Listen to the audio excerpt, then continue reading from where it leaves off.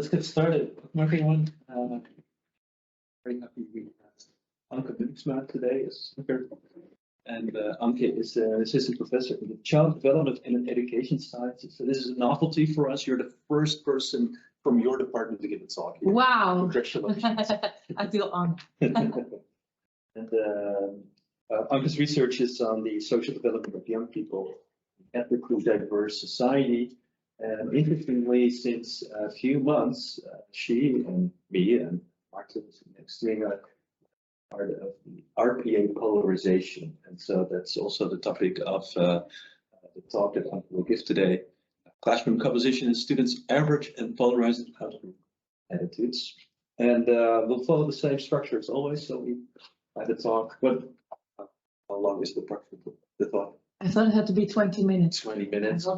In practice, we know that this becomes more like 30 minutes, but that's fine because it's probably very interesting. And then it's time for a Q&A also for the people online. You can type their questions into the chat box. So without further ado, I wanted to give you the floor. Okay. Whispering about. Is there already a spelling? Okay. Thank you for the introduction. And yeah, now I have to live up to all those promises that you made. Yeah, I'm very happy to be here as the first person from my department. My background is in sociology, which you might notice a bit in my research also. But I think it's always interdisciplinary when we talk about diversity, outgroup attitudes, things that happen in society. Yeah, so I'm presenting work on which I'm not the first author. The first author is actually Emma Vermeulen. She was a research master student at our department and did this project as an internship. And now we're looking whether we can write this up for a publication. So I'm very curious what you think of it. I think it still needs some tweaking here and there. I still have some questions also about it myself, but I'm very curious how you see it. Yeah, I will tell you a little bit about the background first. So what we see in society is that in the last decades we see an increasing inequality in society. Also, in the last decades, there's increasing worries about polarization, and also discrimination is still a problem that is persisting in society. So because we see all those issues that also have to do with diversity in society, the government has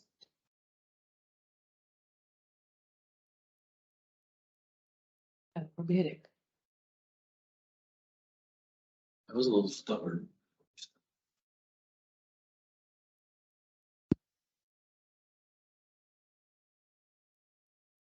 Okay, that worked also. Thanks.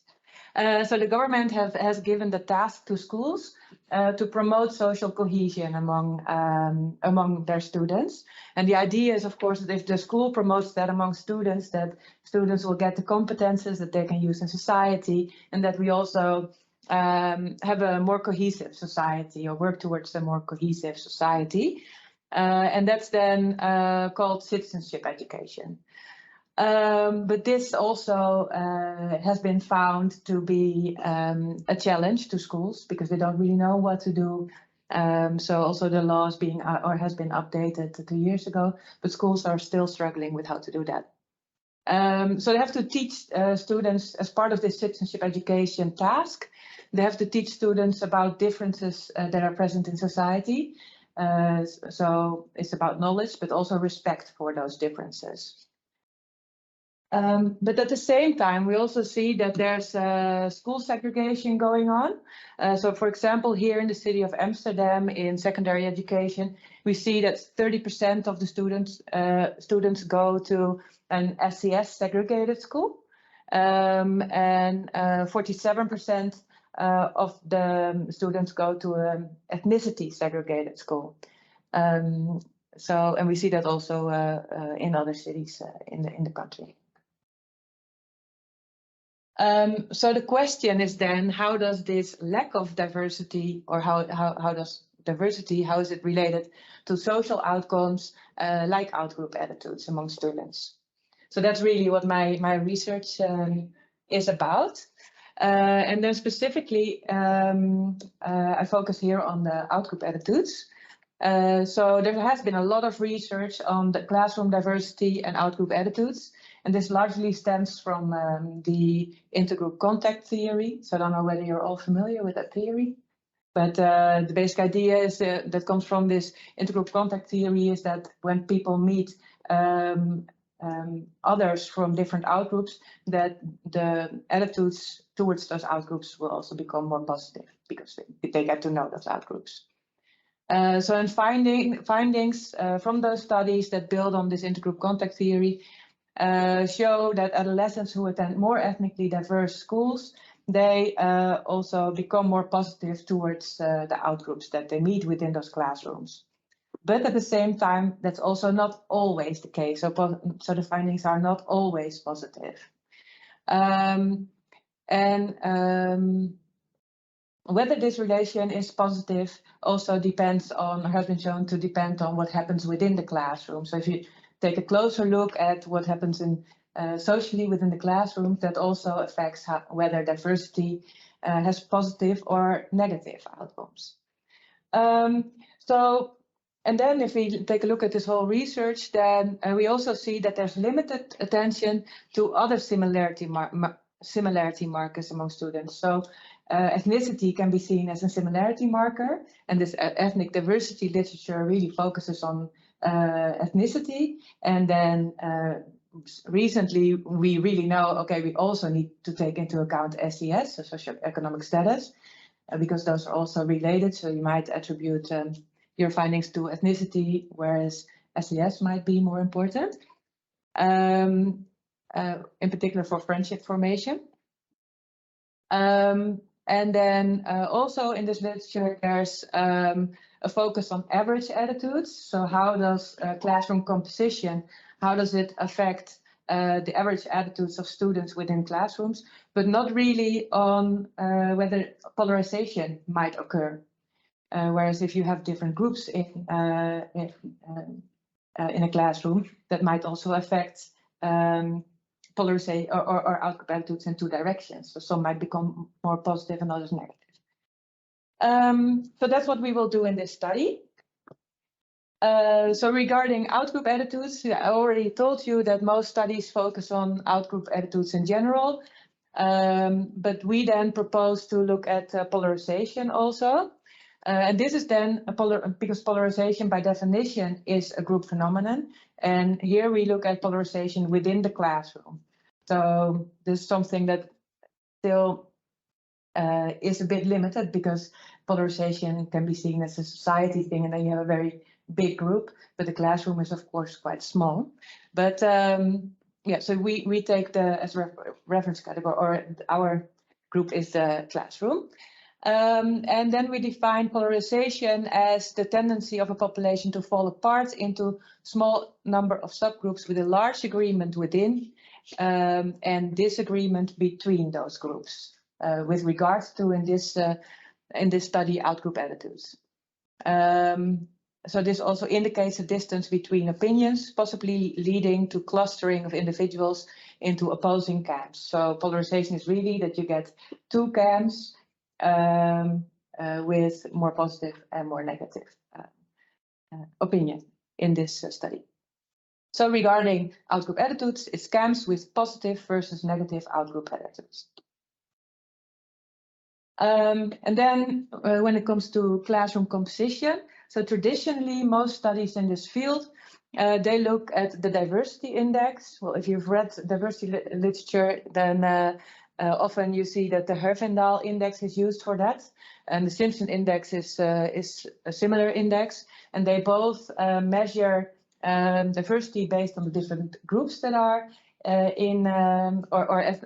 ethnic backgrounds that are in the classroom. So the more ethnic backgrounds there are, and the more balanced those groups are, the higher the value of this index becomes. So it's about the number of ethnic backgrounds and about the balance between those groups.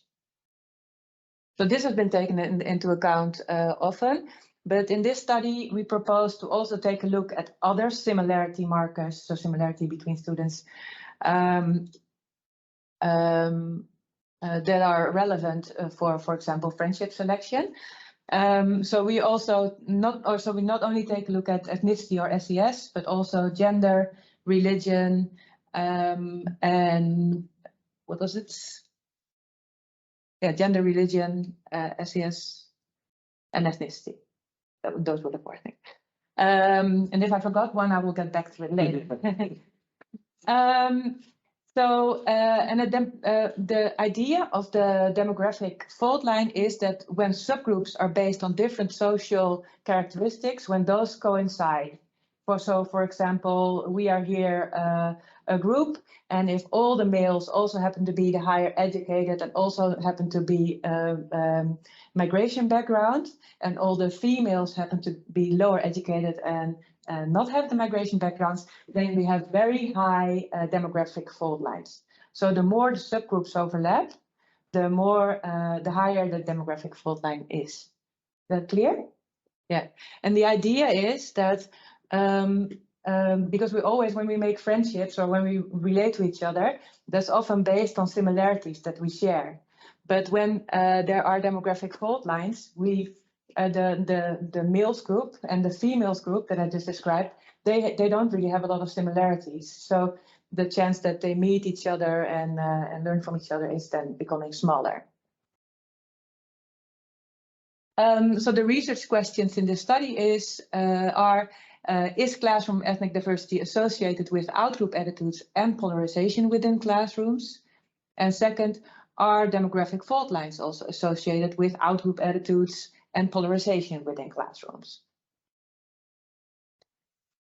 So first, we draw from the integral contact theory, and we hypothesize that classroom ethnic diversity is related to more positive outgroup attitudes. Positive intergroup contact will then promote social influence also between those groups, and therefore we also expect that classroom ethnic diversity is related to less outgroup attitudes, polarization. And then with regards to the demographic fault lines theory, from that we draw that students in classrooms with stronger demographic fault lines will have less positive outgroup attitudes, and outgroup attitudes in classrooms with stronger demographic fault lines will be more polarized. So how did we study this? So we used data from the International Civics and Citizenship Education Study of 2016. So this is a large international study with 23 or 24 countries in 2016.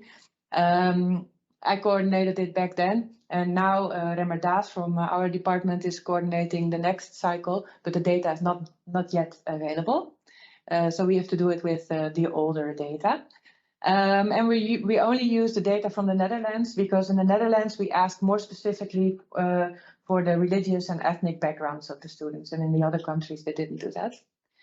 And it's quite a large sample with about 2,800 students and 123 school classes in corresponding 123 schools. So it's one classroom per school. And then a little bit about the ethnic backgrounds. So I'm talking about more background characteristics, but with regard to ethnic backgrounds, there's 18% of students that have a minority background. And then about the measures. So this whole study is at the classroom level because polarization is, that was our main interest, and that's per definition a classroom or a group phenomena. So outgroup attitudes are measured by a measure which is actually called equal rights for all ethnic groups. So students reacted to 5 statements about equal rights for all ethnic groups. And that then represents, it's also actually called political tolerance. I thought I should mention this since I'm sitting here in the Hot Politics lab. But it's about whether you would also extend the rights that you have yourself towards other groups in society. And then the attitudes or the outgroup attitudes are measured by the average of all the skill scores, but also the polarization is measured by the variance and the kurtosis. So the variance is then the spread of the skill scores within the classroom, and the kurtosis is to what extent so it's not a normal distribution, but that if the tails are filled. So then you would have more polarized attitudes. Classroom ethnic diversity. Yeah, I actually just told you that how we measure diversity then. So we also add that to the analysis. And the demographic fault lines are based on ethnic background, SES, gender, and religion. So I did and we controlled for the percentage of migration background, the percentage of students with higher SES, percentage female, and the percentage religious students within the classroom, and educational level of the classroom.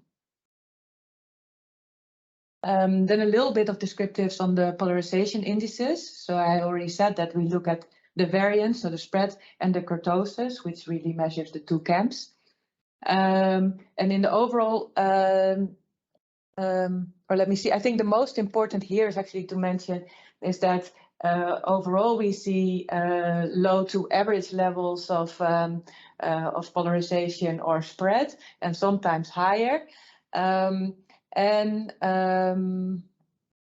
was more? Oh, yeah, and there is enough variance, because that's of course important if we want to do an analysis on this. So those are then the main analysis where we test the hypothesis. So regarding fault line strength, there was a second hypothesis. We see that the more there are fault lines within the classroom context, the less positive outgroup attitudes are. And then with regards to classroom ethnic diversity, we see that classroom ethnic diversity is related to more positive outgroup attitudes. So that was in line with our expectations. But then when we put both in the same model, we see that only classroom ethnic diversity remains positive and remains significant. Then we go to the variance. And then when we look at the same values that are important for our hypothesis, we see that those are not significant. So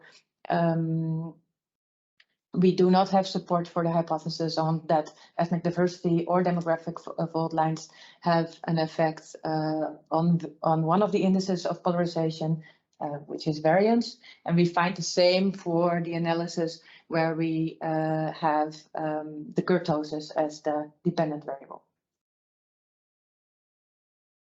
So then to summarize, we found that classroom ethnic diversity is robustly related to more positive outgroup attitudes. That's also in line with previous analysis that we actually did on this data also, but not to polarization. Then we also see that demographic fault line strength was related to more negative outgroup attitudes, but this was no longer significant when diversity was included, ethnic diversity. And also demographic fault lines was not related to classroom polarization. So in this study, our next step is now really to also get a better grasp on how ethnic diversity is really related to those fault lines, because we feel like maybe them in some way still measures the same. Then future research. We feel that polarization research is of course very promising and very important, but we also feel that we should not only focus on classrooms, but it's also good and important to look at larger context than classrooms. So maybe within the classroom context, it's also interesting to focus on extreme attitudes in particular. And of course, we should also examine attitudes towards other topics. And then regarding the intergroup contact literature, we think it is promising to take more than the traditional similarity markers like ethnicity and SES into account. And then also to examine the underlying processes, because it would also be nice to see how the groups form. So maybe we see subgroups, and our assumption is that students also perceive those subgroups when we have demographic fault lines, but we don't really know. So we did not examine this underlying process. So that would be nice, interesting to do for future research. And that was everything that I wanted to share with you within the 20 minutes.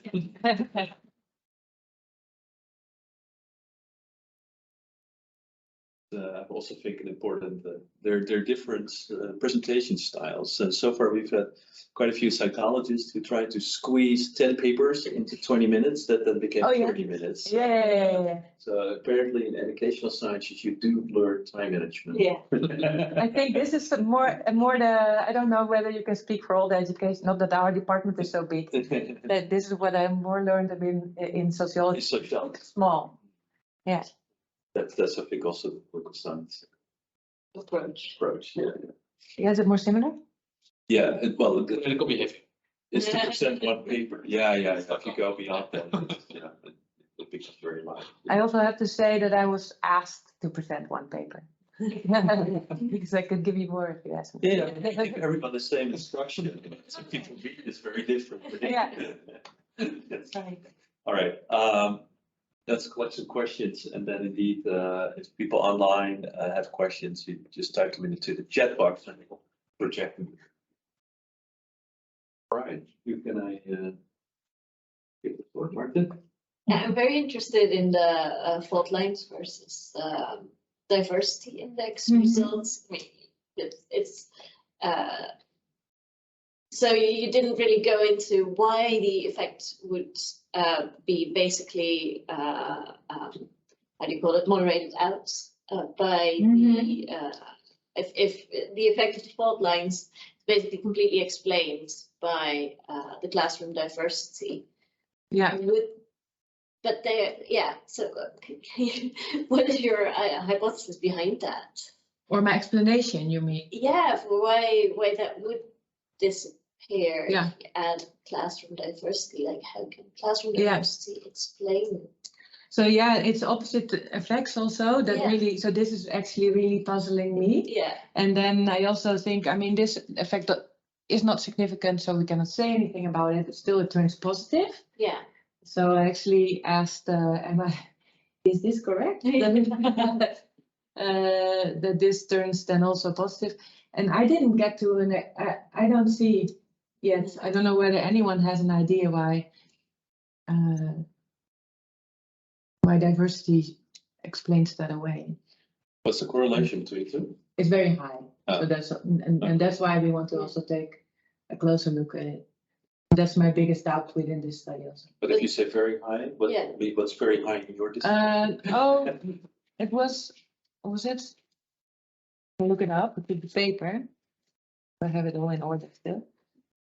I think it was around 0.80. So that's really high. Oh. Yeah. 0.80 would mean that more ethnically diverse classrooms have higher fault line, right? That's what it would mean. Yeah, but then this is surprising that the results are sort of reverse. Yeah, like. But did you test like variance inflation factors or something like that? Because if they are very high, it would basically mean that one effect could be completely explained, or one relationship could be completely explained by the other, and that strong multicollinearity. Yeah, I think that's the case in this last model. And then the coefficient can be anywhere because you can simply not identify where it comes from. The true coefficient. Yeah. It can be positive, negative, very large. But then I still wonder. I understand that, and then this is not worth anything basically, if I just say it very bluntly. But then it's still interesting that in model 2 and 3 those effects are completely opposite. Yeah, because maybe then you can identify them, the effects. But if you put, so let's say if you would predict the height from put both the leg of the length of both legs into the model and predict the person's height, you could take 25% of one leg and 75% of the other leg and predict the height correctly. But you could also do it the other way around. Yeah. Or choose any percentage for the two legs as long as they add up to 100%. And this could also happen here if you include both fault line strength and classroom with ethnic diversity. Same model, but if you only use one of them, or if you only use one leg, you get the correct coefficient for predicting the person's height. But then here I only take one leg, and here I take the other leg, and then they have opposing direct effects. Yes, yeah. And we also did these analysis because we have a very similar attitudes, which is scale, which is attitudes towards equal rights for minorities. And then we find exactly the same findings. So, because otherwise I would also be scared of maybe there's a typo in here or something. That's happen that they have opposite signs. Still have the same effect with the multiple polarities. Because they're negative. Yeah, I think it's really something that we have to disentangle further. And because I'm thinking I'm being very honest with you, but we have so many composition variables in one analysis, and everything that's part of the composition also comes together in the fault line strength. Yeah. So this is what's the unit of analysis? Classroom. So what? So this is all percentage higher, percentage half of VWO, so the academic levels, percentage higher SCS. I know that I shouldn't use it. What do we say? Higher SCS? Percentage students that are religious and percentage of females. Yeah. So, but then it's all the classroom is all the same education level. Yeah. So that So my concern would be that some of the especially SCS, religion, gender might predict these other variables, the main independent variables that may create even more multi-collinearity. But those variables were less strongly correlated.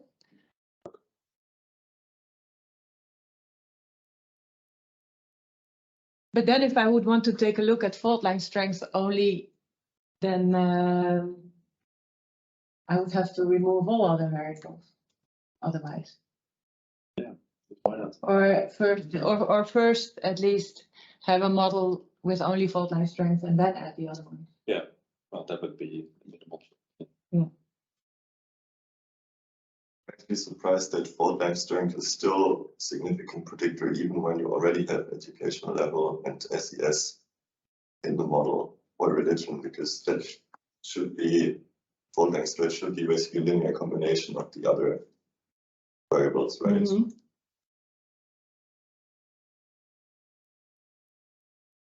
Yeah. It's also ethnicity. Ethnicity versus. Oh yeah, that's right. So that one is maybe that's then the additional effect. Yeah. But everything is related. It's all built from the same variables. So fault line strength is built from the same variables as all the other ones. But is fault line strength? I mean, is it that's measured at a sort of combinatorial level at the individual level, right? So how many of the students share basically all of the characteristics? So is that automatically a linear relationship between the individual average presence in the classroom and the fault line? I mean, you just said that it's the fault line strength is based on the other variables, right? It is based on the other variables, but it's like whether one student in the classroom is both religious, high SES, female. So it's much more of a, well, I don't know if it's non-linear, but at least it's like you can score as an individual. Yeah. It's yeah. I don't know how to say this. It's more about the structure, but it's at the classroom level. To what extent the subgroups based on those different characteristics are the same? Yeah. Yeah, but that depends on the individuals that make up the individual characteristics of the people that make up the classroom. Yeah. Right? Yeah. So if let's say if the fault length strength was basically a linear combination of the other variables, then I would not include both in the same model. No.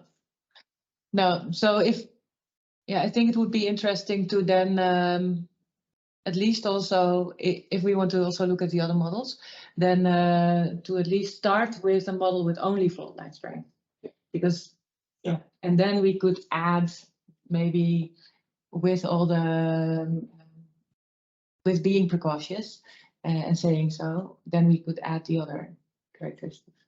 That would be a better build-up, right, or not? Yes, but I guess I would always use the approach that I would say, okay, if two variables are basically measuring the same thing, then I would not include them in the same model to avoid multiple. But what do you use as a limit for how high can it be related? Like cutoffs, like for instance, if you take the variance inflation factor, then you say, okay, if it's higher than 4, then it's multiple linearity, for instance. But yeah, that's just the thumb. Yeah, but I agree. Yeah. That's why we put those two at least also separate and put a bit less emphasis on this, but still I find it curious, but maybe I should not pay too much attention. Just to come back to the fault line strength and how that's measured, just for my own understanding, there can be two classrooms that have same educational level, same average SES, same religion, and same gender sort of distribution, and have very different fault line strength. Right. If in one classroom, maybe in one classroom, it's hard to explain, but the percentage is 20% minority and 80% majority, and in the other classroom it's and they are all females and non-females. Yeah. But in the other classroom, the subgroups are not the same, so it's not 20% females also.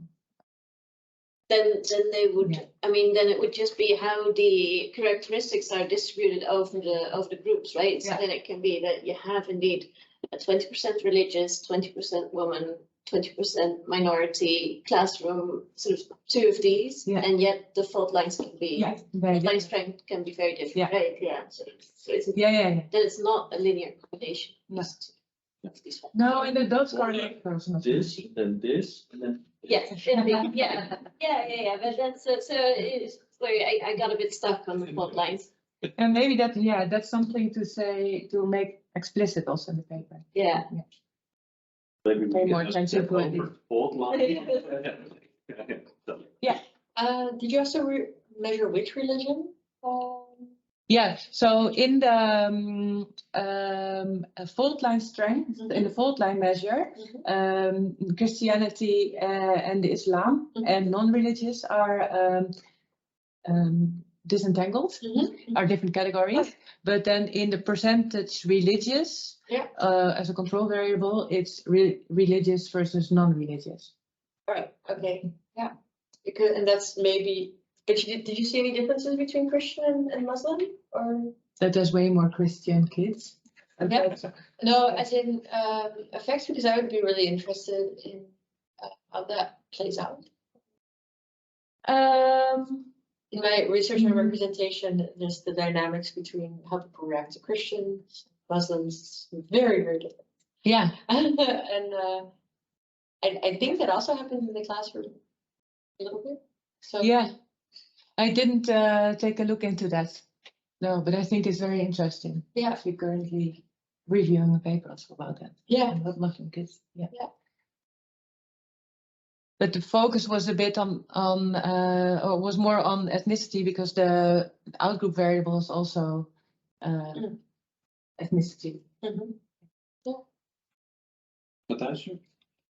Thanks, very interesting. I was wondering about what it means, so the effect of classroom ethnic diversity on the dependent variable at the aggregate level means that in a more diverse class, on average, people are more positive about outgroups, right? Mm-hmm. Or about towards equal rights. But I was wondering, to what extent is that proof of the contact hypothesis? Because it could be that all students in that class become more positive because they interact, because they have contact. But it could also be that because it is more diversity, there is a larger number of people with a different ethnic background, and that therefore the average more is positive. higher. Yeah, that's actually something that I studied in another study. And there I looked at the effect of classroom ethnic diversity on outgroup attitudes. And I looked at whether that's different for minority versus majority students. And we found that was not different for those two groups. Yeah. But you I could also expected separate it- that here, right? To be Or not? Could you also disentangle that here? whether the effect, then I would have to do it at an individual Yeah. level. Yeah, and that's what we did in that other study. That was a multi-level study. Yeah. Yeah. But it would be interesting to do it here because, I mean, if you focus so much on the contact theory, this effect is not necessarily, I think, proving contact theory. Something else might be going on. So Yeah, it might be it's, worth yeah. it then to also do that here, the individual level effect.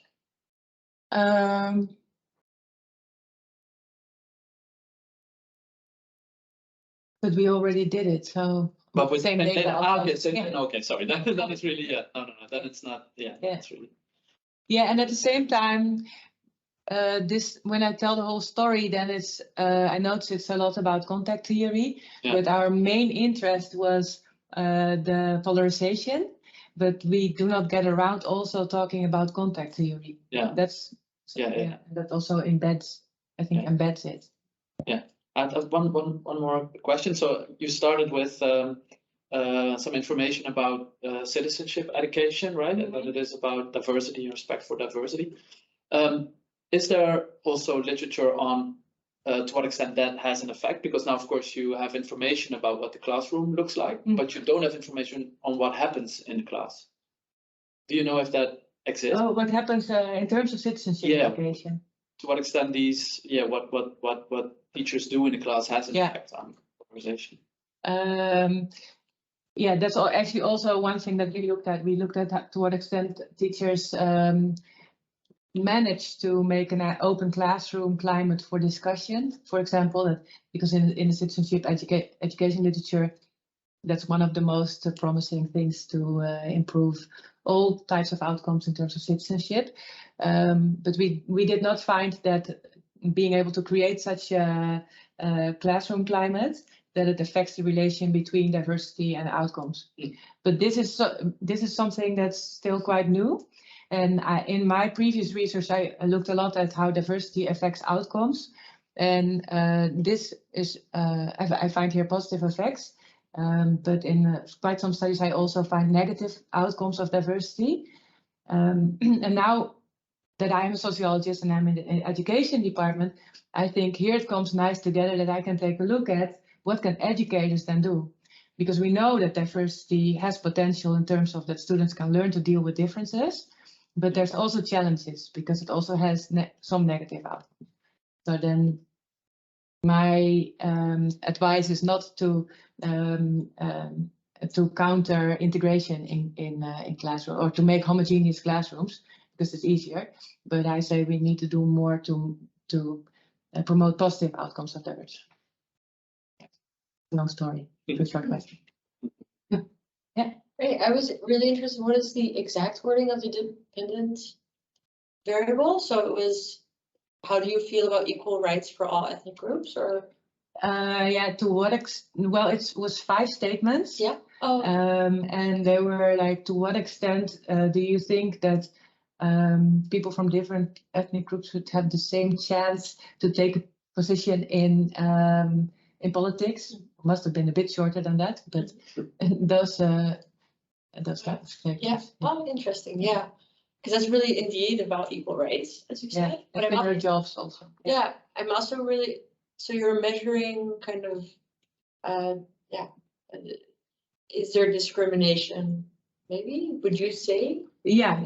That might be a different, what you're actually measuring, and I'm. It's also what I said. It's also called political tolerance. Yeah. In some studies. Mm-hmm.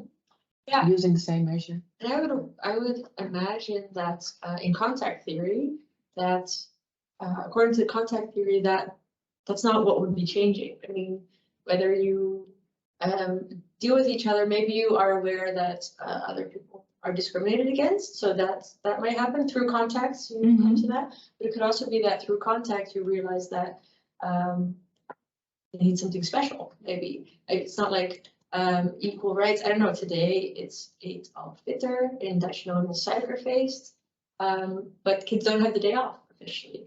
Yeah. So that wouldn't be an equal right. That would be a special right or something. I could imagine that through contact you realize, oh yeah, well, we don't need the exact same things. We might sometimes need something different. I don't know. I mean, it sounds like it was a huge data set. Maybe there's some kind of DV that could also measure this. And I have now, intercultural competence. I think, or maybe. That's also one of those umbrella terms for. Yeah. Oh yeah. Yeah, what you're describing is part of it. That's not in this data set. Yeah, unfortunately. Yeah. So the nice thing about this data set is that it's so large. So we have a lot of classrooms and there's a big variety of diversity, which is also necessary. Yeah. But then the dependent variable is, even though we have two quite similar variables. So the one is attitudes towards equal rights for all ethnic groups, and the other one is about equal rights for minorities. But it's more one-sided measure. But unfortunately, we don't have a better outcome measure. Yeah. Well, I mean, this is really great already, and I don't know, information for further research. Go ahead. I have more of a comment than a question, because I'm also from the educational department, and I think we debated like a lot about these implications of the fact that diversity in classrooms has positive outcomes. Like, many people know the arguments, argue for this, like they support these arguments, and like diversity is great and children should go to diverse schools, but then they act so irrationally and say like, I really think people should go to like diverse schools, but not my child, you know, like there's kind of still a bias, I would say, in parent behavior. So I think it's great to have more research about this, because the implications are really underrated, I would say. I think in Michael Mary's class, we talked about this for like 2 hours or something, that it's just so weird that research like this exists and there are positive outcomes and people just don't really listen to it sometimes. And it would be great if people did. Yeah. Thanks. If only social science had an impact. Yes. I missed this. What was the age group? Yeah, I think I didn't even tell you. It was secondary education. That's what I said. But it's second year of secondary education. Which is so like they are 13 and a half. I would be curious how, it's not a longitudinal data set. No. I'd be curious how the effects change over time. Yeah. But that's also on my plans. I would love to do that. Yeah. Every time it's the same. The second year, every year, second year. But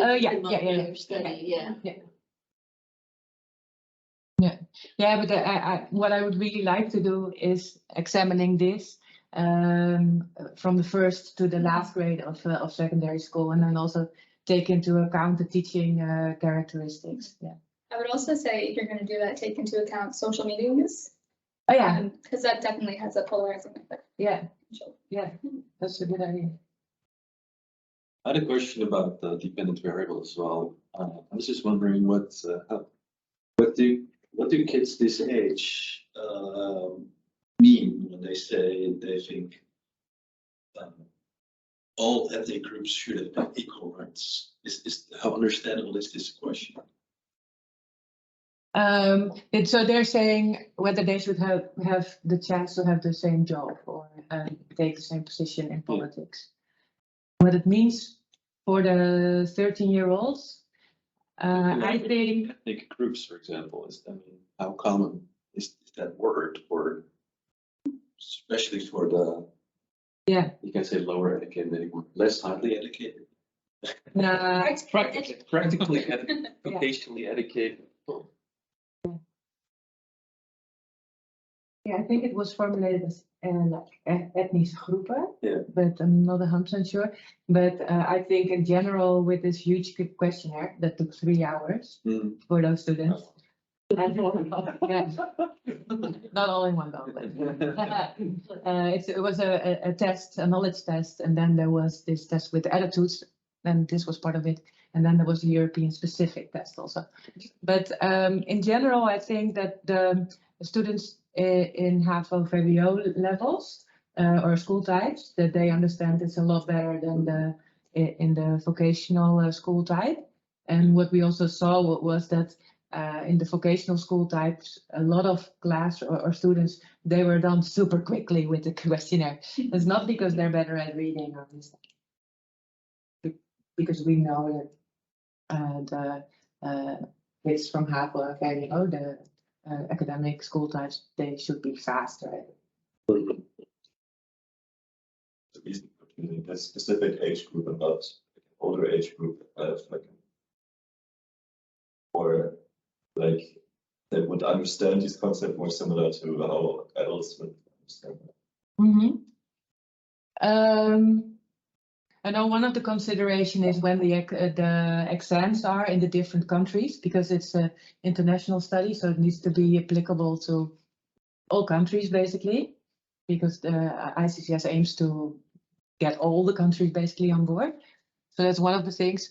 For the Netherlands specifically, I think it's not very good to examine this group, because it's also about how effective citizenship education is. But we have one course, like the civics course, that starts often the year after they take this. So, hard to measure. Yeah. So the outcomes of this larger study was that the Dutch students, they have less citizenship knowledge. They have less support for equal rights. They are less likely to go voting.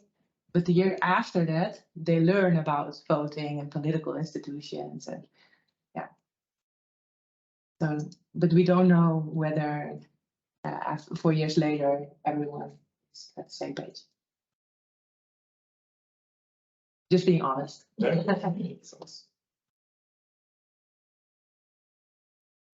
but still, I wonder whether, particularly, so for example, kids who grow up on a school that is super ethnically diverse, would they actually recognize this all ethnic groups? I think they would. But right. I mean, if you take kids that are much younger, they sometimes don't even see things like skin color. Oh, We'll see it. And They see it, but they don't think in these groups. Well, I think it's really, they see this already at a very young age. Yeah. This is like the big problem. Like, you can do research in primary school and find biased behavior by children. Literally, I think that's like a huge problem, actually. That's what Michael Verkuiten from Utrecht University also looked at, when it becomes clear and kids know at a very early age that there are group differences. I notice it now also with my own son, who, he's 9. Knows perfectly that he wouldn't say ethnic groups, but he refers to the religious groups. It's very interesting. Yeah, I was just thinking about this mismatch and implicit and explicit measures, because I think these studies are often implicitly measured, like this intergroup bias. So self-report is then a problem because you cannot account for that. That even if children show prejudice, they might not be consciously aware of it and report it. Yeah. That is what your concern was, right? Yeah. So, Yeah, were you asking about social desirability? No, but that's what you are actually saying.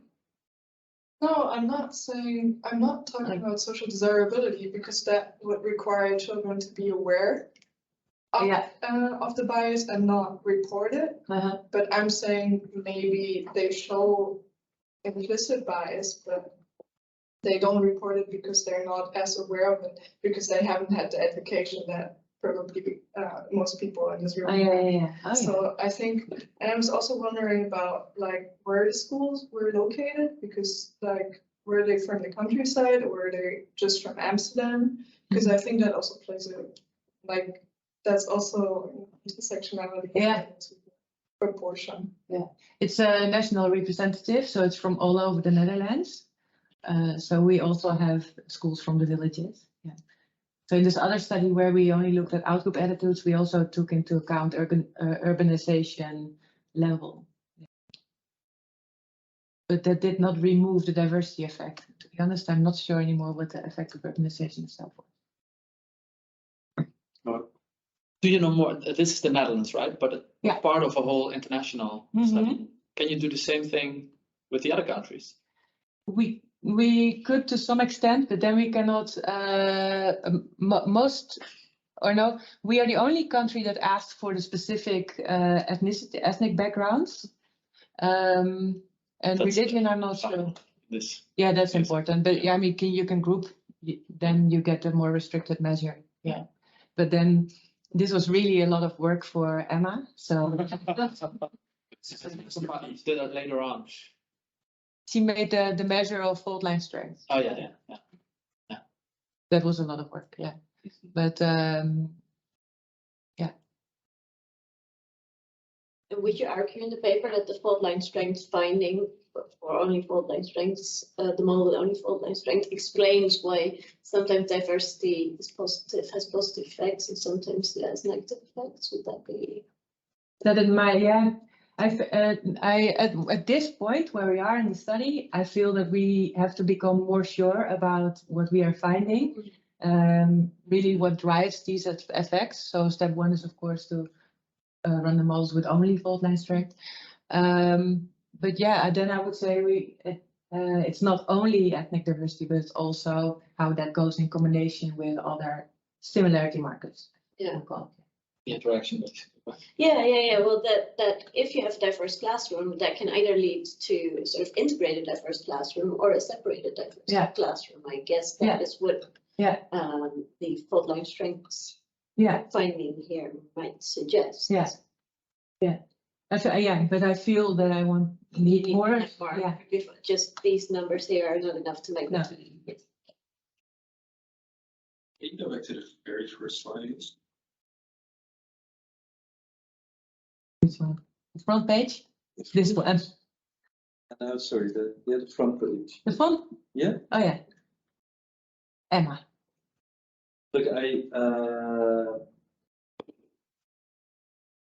so when I saw this title, Polarized Outgroup Attitudes, a political scientist would think that this is about effective polarization. And the questions are about how do you feel towards this group?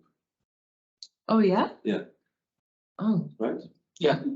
And it's not about that. No. It's fine, but I'm just giving you if you want to set this out, then maybe I would say this is not about polarized outgroup attitudes, but about polarization over attitudes towards ethnic minorities. It's a minor change, but it signals something slightly different, I think.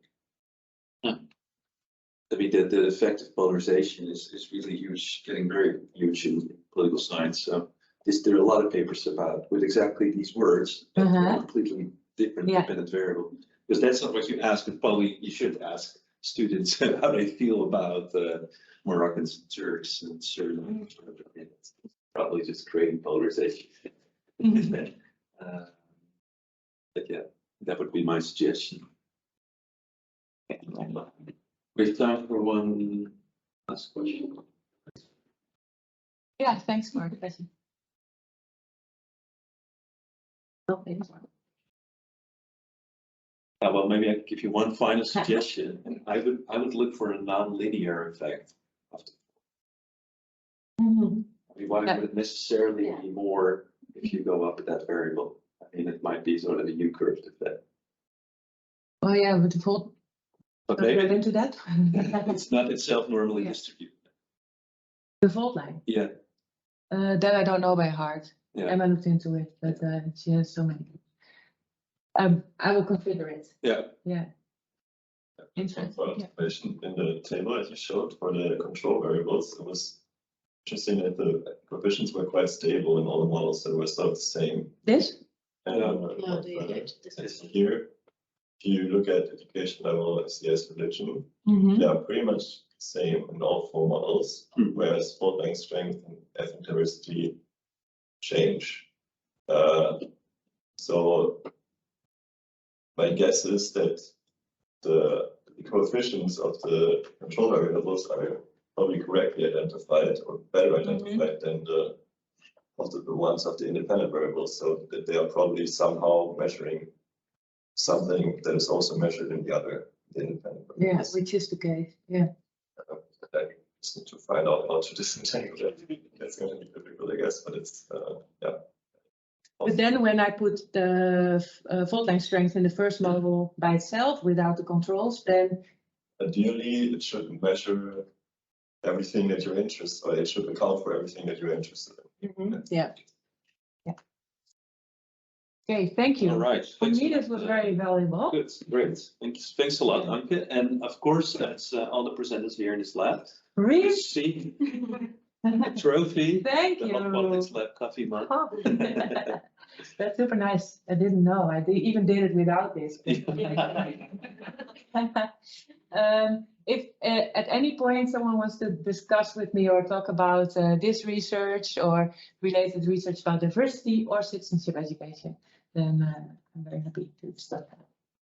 Feel free, yeah, let's do that. And because we are continuing as the RPA polarization team, so there's even every second week or every week? Yeah, so every Tuesday, Yeah. in principle, you can join us in the G building for lunch, And conversation. Indeed. Stimulating, polarizing.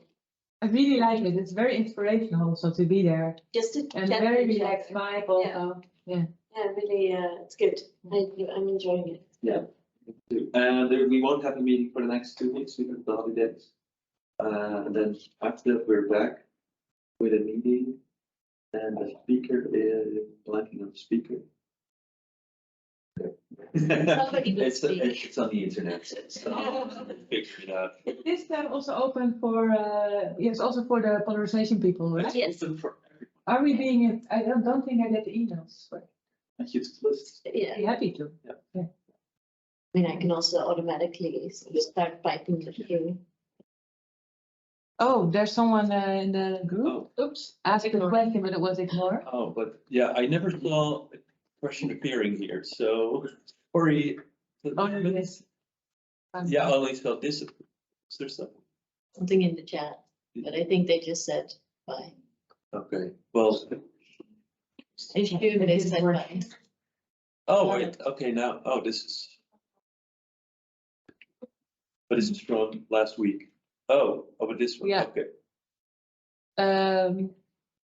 No, yeah, it's very interesting to, yeah.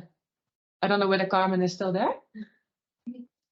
But I'm definitely gonna Yeah. write it down. Yeah, she's there.